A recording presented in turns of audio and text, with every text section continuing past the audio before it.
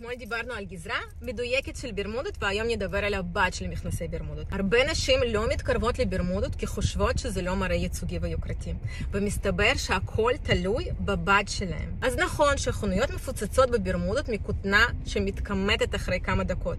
ומבד פשטן שכבר מגיע מקומט. ומנסים לשכנע אותנו שזה טרנדי ואופנתי. לא כל מה שטרנדי זה מה שאנחנו צריכות. אז איזה בד לא לקנות? ברמודות מבד פופלין. כי הוא נורא מתקמט וגם לא ניתן לגייץ פופלין כדי שיראה חלק ואין לו נפילה יפה. לא לקנות 100% פשטן, למרות שזה בד טבעי ונושם כביכול, כי פשטן נראה מרושל ולא יוקרתי, במיוחד בצבעי פסטל ובז'. תבחרי בד בצבע כהה, בורדו, נייבי, ירוק. לא לקנות ברמודות מבד ויסקוזה, גם נראה מקומט וגם אמורפי. ברמודות מבד קצת נמתח סינתטי, זה בכלל משהו שחייב להוציא מחוץ לחוק. וחשוב, את לא צריכה ברמודות מבד שמתחזה להיות ג'ין. אז מה כן?